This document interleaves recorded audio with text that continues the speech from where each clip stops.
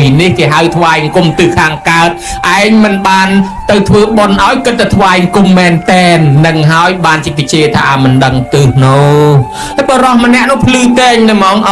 អត់ដឹងឪស្លាប់ទៅគិតតែថ្វាយគុំមែនតាមពិតថ្វាយគុំទិសខាងកើតគេធ្វើអញ្ចឹងសោះគេធ្វើម៉េចគេថាបើម៉ែឪនៅរស់ចិញ្ចឹមគាត់បើម៉ែឪស្លាប់ទៅឲ្យធ្វើបន់ឲ្យចុះថ្វាយគុំទិសខាងត្បូងរៀនមានចំណេះពីគ្រូណាមកដឹងគុណគ្រូនោះបើគាត់នៅរស់ជួយតាមបែបរស់បើគាត់ស្លាប់សង្គ្រោះតាមស្លាប់ហើយចុះទិសខាងលិចបត់ភរិយាបើប្តីស្លាប់ទៅនៅប្រពន្ធបើប្រពន្ធស្លាប់ទៅនៅប្តីបើនៅរស់សង្គ្រោះតាមរស់ហើយបើស្លាប់ហើយធ្វើបន់នៅគ្នាផងនេះថ្វាយគុំទិសខាងលិចហើយចុះទិសខាងជើងមិត្តសម្លាញ់ធ្លាប់រាប់អានគ្នាបើគ្នានៅរស់ក៏ជួយតាមរស់បើគ្នាស្លាប់ហើយធ្វើបន់នៅគ្នាផងហើយចុះទិសខាងលើសាមណៈព្រាហ្មណ៍ភិក្ខុសាមណេរអង្គណាយើងធ្លាប់គោរពបច្ចុប្បន្នលោកសគុតឲ្យធ្វើបន់នៅលោកផងឲ្យចុះទិសខាងក្រោមទាសកម្មករអ្នកណាដែលគ្នាក្រខ្សត់ជាងយើងជួយគ្នាផងបើនៅរស់ជួយតាមរស់បើស្លាប់ឲ្យធ្វើបន់នៅគ្នាផងណែគេថ្វាយគុំទិសទាំង6គេធ្វើអញ្ចេះសោះឯងអត់ដឹងបានជាទៅថ្វាយគុំមែនតែនអ្នកណាមិនដឹងមនុស្ស6ក្រុមនឹងហើយដែលគេជេរថាមិនដឹងទិសនោះណាញោម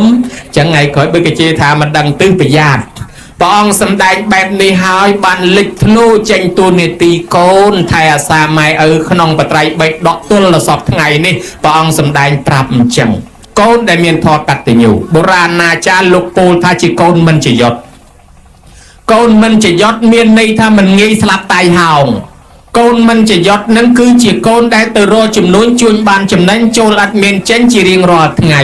ទៅទីកន្លែងណាបានសុខចម្រើនកន្លែងនោះកូនមិនចយុតមិនងាយគ្រោះថ្នាក់ចរាចរណ៍មិនងាយស្លាប់ដោយសារគ្រឿងសត្រាគ្រឿងបហាថ្នាំពឹសថ្នាំពុលអាយុថ្លៃញោមគិតមើលចុះមនុស្សខ្លះសម័យឯសងអង្គទេវង្សវិទលៈគ្រាប់ផ្លោមអស់ប្រមាណអ្នកស្លាប់រាប់ម៉ឺនកូននោះអត់ងាយស្លាប់មកចំនួន3ឆ្នាំ8ខែ20ថ្ងៃតស៊ូលំបាកគេស្លាប់ឯលន់ឯងក៏មិនស្លាប់អាសន្នទៅរោគជំងឺអេដជំងឺអីបៀតបៀនគេស្លាប់លន់ឯងមិនព្រមស្លាប់មកអាកូវីដនេះទៀតអូមីក្រុងនេះទៀតមនុស្សស្លាប់រាប់ម៉ឺននាក់ឯងមិនព្រមស្លាប់ហើយមិនក៏មិនព្រមស្លាប់គេស្លាប់អស់រាប់ម៉ឺនរាប់លានហើយមិនងាយស្លាប់ទេដោយសារជាកូននាយកថ្លៃគឺគេមិនងាយឲ្យស្លាប់ទេតស៊ូគ្រប់ជំនាន់នៅរស់ទល់ឥឡូវអ្នកណាគេស្លាប់រាប់លានអ្នកក៏អត់ខ្វល់កូននឹងមិនងាយស្លាប់អញ្ចឹងបានគេហៅថាកូនមិនចយុតគឺកូនអាយុថ្លៃហើយមិនបានជាអាយុថ្លៃ